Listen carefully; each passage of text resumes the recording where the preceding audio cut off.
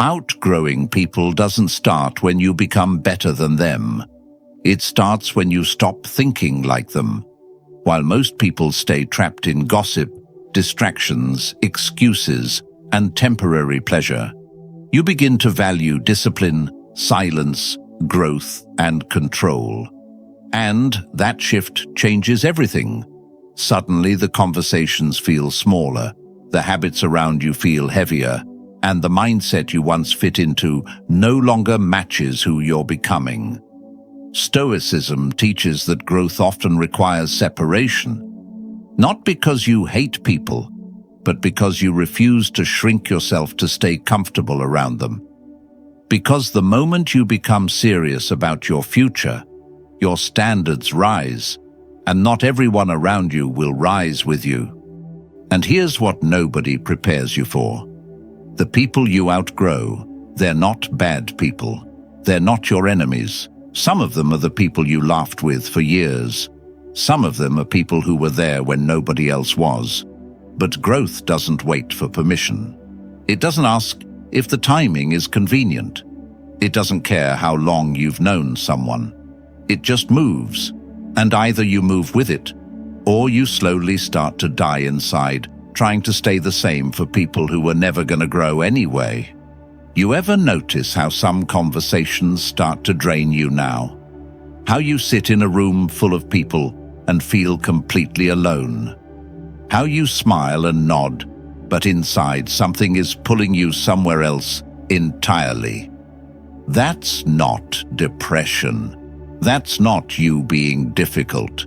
That's your soul refusing to shrink back into a space it has already outgrown. That's the most human thing that can happen to a person, and most people misread it as a problem instead of recognizing it as progress. Marcus Aurelius said, "The impediment to action advances action. What stands in the way becomes the way." And the biggest impediment most people never talk about isn't failure. It isn't lack of money. It isn't the economy or bad luck or timing. It's the environment they refuse to leave. It's the circle they stay loyal to out of guilt.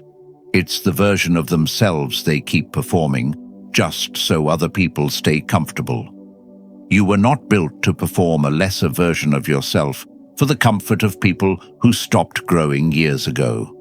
Some people will watch this and feel it in their gut, because they've been feeling this for months, maybe years, but didn't have the words for it. You're not cold. You're not arrogant. You're not abandoning people. You are finally taking yourself seriously. And that is the most terrifying and the most liberating thing a human being can do. This is not a motivational speech. This is a mirror. And if what you see in it makes you uncomfortable, good. That discomfort is the first sign that you're still capable of growth. So stay with me.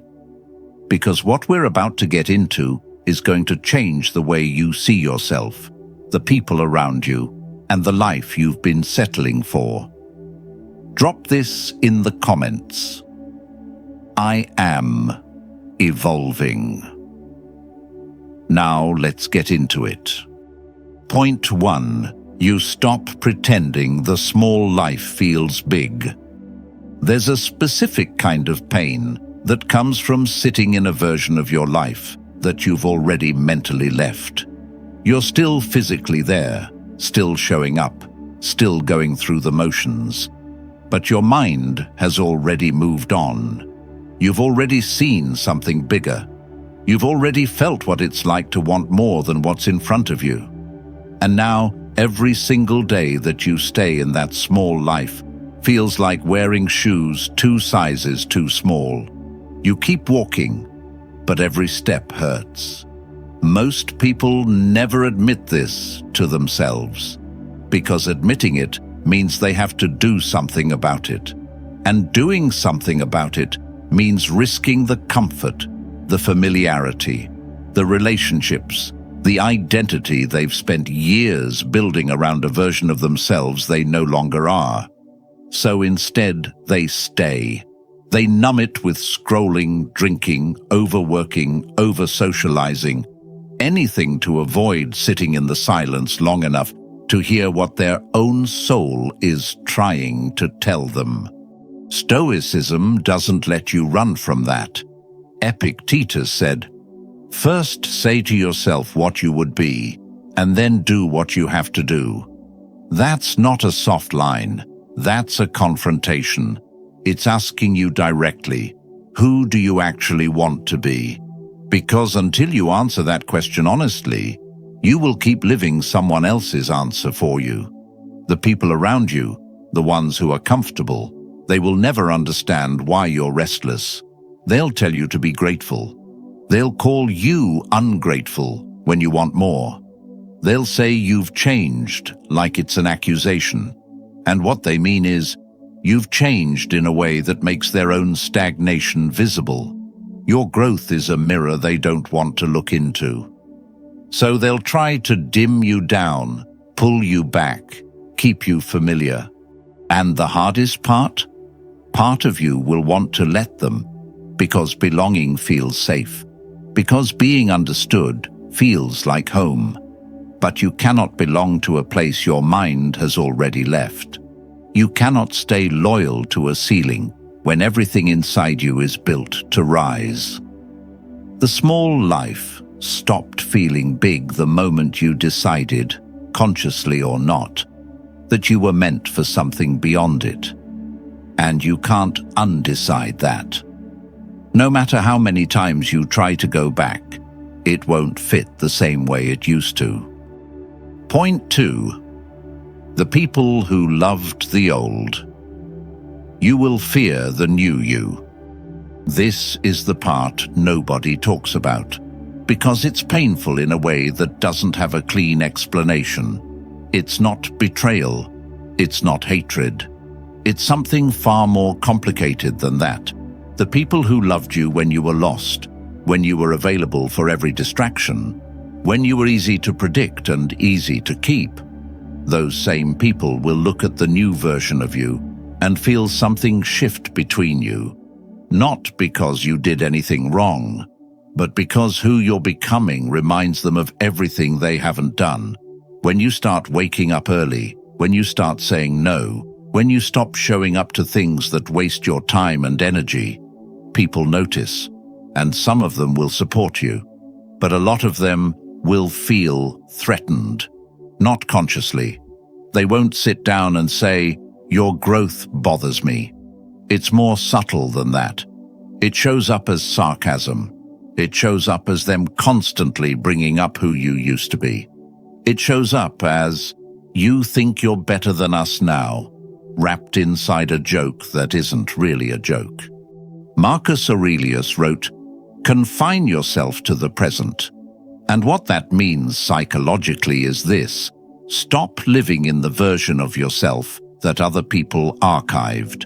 The person they knew 2 years ago, that's their memory, not your identity. You are not obligated to keep performing a past version of yourself so that the people around you feel secure. Human psychology is deeply uncomfortable with change in others, especially close others, because when someone in your circle starts evolving, it disrupts the unspoken agreement that everyone stays the same.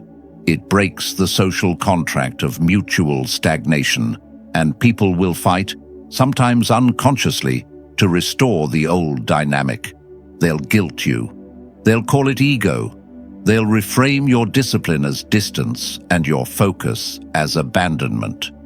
You have to be strong enough to let them be wrong about you, because the people who are truly for you, the real ones, will not ask you to shrink. They will not punish you for growing.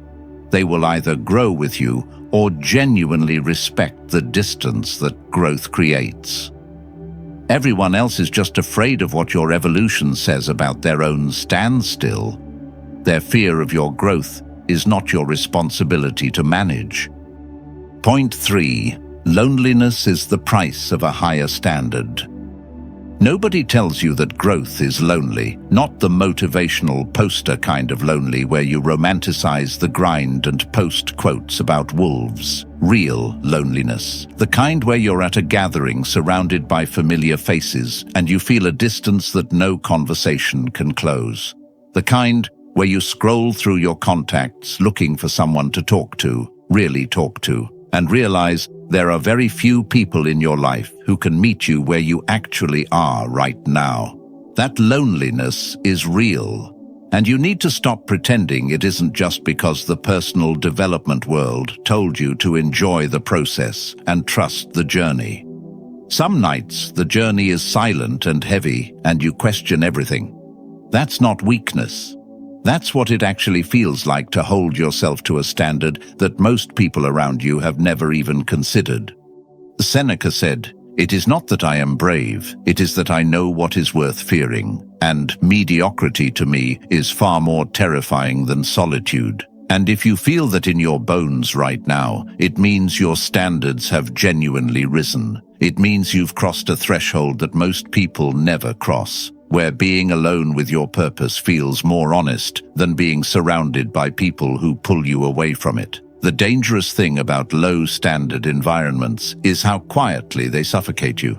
Nobody holds a gun to your head. Nobody forces you to stay small. It just happens slowly, through daily exposure, through normalized mediocrity, through the constant gravitational pull of people who have made peace with less. And if you stay long enough, you start making that same peace. You start calling it maturity. You start calling it being realistic. But deep down, you know, it's just erosion. Holding a higher standard means accepting that most rooms will feel too small for you. Most conversations will feel too shallow. Most people will not understand what drives you, not because they're incapable, but because they've never been willing to sit with the discomfort long enough to find out. That loneliness is not emptiness, it is space. Space being cleared out for people, opportunities, and a version of life that actually matches who you are becoming. Fill it intentionally, or it will fill itself with whatever is convenient. Point 4. Your energy is a currency. Stop spending it on people who keep you broke. Every single day you wake up with a finite amount of energy, not just physical energy, mental energy, emotional energy, spiritual energy, the kind that determines how clearly you think, how deeply you feel, how powerfully you move through the world. And just like money, you can spend it wisely, or you can hemorrhage it on things that leave you with nothing by the end of the day. Most people never audit this. They just wonder why they feel exhausted, uninspired, and empty, while simultaneously giving their best hours, their deepest attention, and their most alive moments to people and environments that return absolutely nothing. Think about the last time you spent 3 hours in a conversation that went nowhere. Gossip, complaints, the same circular problems with zero intention to solve them. Think about the people you check in on out of obligation, not genuine connection. Think about the social situations you show up to because saying no felt too complicated. Every single one of those moments cost you something. And the devastating part is, you paid without even realizing it. Zeno of Citium, the founder of Stoicism, built an entire philosophy around one central idea: live according to nature, live according to reason. And reason tells you something your emotions sometimes refuse to accept. Not every relationship deserves your full presence. Not every person in your life has earned access to your deepest energy. Some people are in your life by history, not by value, by habit, not by genuine nourishment. This isn't cruelty, this is stewardship. The most responsible thing you can do with your life energy is protect it the way you would protect anything rare and irreplaceable. Because here's what happens when you stop leaking energy into low-value spaces. You suddenly have an overflow. You have presence for your work. You have depth for your real relationships. You have clarity for your decisions. You have fire for your purpose. You didn't get more energy. You just stopped wasting the energy you already had. The people who outgrow everyone around them aren't superhuman. They're not running on some special frequency. They simply made a decision, quietly, firmly, without drama. that their energy was sacred, that their attention was not available to everyone, that their time was not a free resource for anyone to consume. Make that decision. Guard your energy like your future depends on it, because it does. Point 5. Outgrowing people is not the end. It's the beginning of who you were always supposed to be. Here is where most people get it wrong. They treat outgrowing people like a loss, like something was taken from them, like they failed at keeping something together that was slowly pulling them apart. And so they carry guilt, they carry grief, they carry this quiet shame about wanting more, being more, moving toward more, as if growth is something that requires an apology. It doesn't. Every single person who has ever built something real, lived something meaningful, or become someone worth becoming, went through this exact process, not a version of it. This exact process, the disconnection, the loneliness, the questioning, the silent separation from the world they were comfortable in. It is not a side effect of growth. It is the mechanism of it. You cannot expand and stay contained at the same time. You cannot become more while keeping everything exactly as it was. Something has to give. And usually, it's the version of your life that was never big enough for you to begin with. Marcus Aurelius spent years surrounded by people who didn't think the way he did, an emperor in a court full of politics, manipulation, and small thinking. And he wrote privately, honestly, vulnerably in his journal about the daily battle of staying true to his own values in an environment that constantly pressured him otherwise. And what kept him grounded wasn't hate for those around him. It was an unshakable commitment to who he was choosing to become. He wrote, "Waste no more time arguing about what a good man should be. Be one. Stop arguing with the version of your life that no longer fits. Stop negotiating with the habits, the circles, the environments that are keeping you comfortable but keeping you small. Stop waiting for the people around you to give you permission to evolve. They're not going to. And even if they did, you wouldn't need it." Because here's what outgrowing people actually means when you strip away all the pain and confusion. It means you are alive. It means something inside you refused to accept the ceiling that was placed over you. It means your soul is functioning exactly the way it was designed to. Reaching, stretching, demanding more light than the room you're currently standing in can offer. The people meant for your next level are already out there. The version of you that feels fully alive, fully expressed, fully at home, in your own skin, that version is not a fantasy. It's just waiting on the other side of every comfort zone. You're still too afraid to leave. You have outgrown this version of your life. And that is not a tragedy. That is the most powerful thing that has ever happened to you. So let's bring this full circle. Outgrowing people is not something you chose like a lifestyle. It chose you. The moment you decided, consciously or somewhere deep in your gut, that you were no longer willing to trade your potential for comfort, everything started shifting. The conversations changed. The silence grew louder. The distance between you and certain people stopped feeling like a problem and started feeling like protection. And yes, it hurts. Nobody who is honest will tell you it doesn't. There is real grief in outgrowing people you genuinely love. There is real weight in walking a path that most people around you cannot see, cannot feel, and will never understand. But that grief is not a sign that you made the wrong choice. That grief is the price of finally making the right one. Stoicism doesn't promise you an easy life. It never did. What it promises is something far more valuable, a life lived on your own terms, by your own standards, in alignment with who you actually are, rather than who the world decided you should be. And that kind of life costs something. It costs you the old version of yourself. It costs you certain relationships. It costs you the false comfort of fitting in somewhere you were slowly suffocating. Pay it, every single time. Without hesitation and without apology. Because 10 years from now, you will not regret the people you outgrew. You will only regret the years you spent shrinking yourself, trying to keep them comfortable.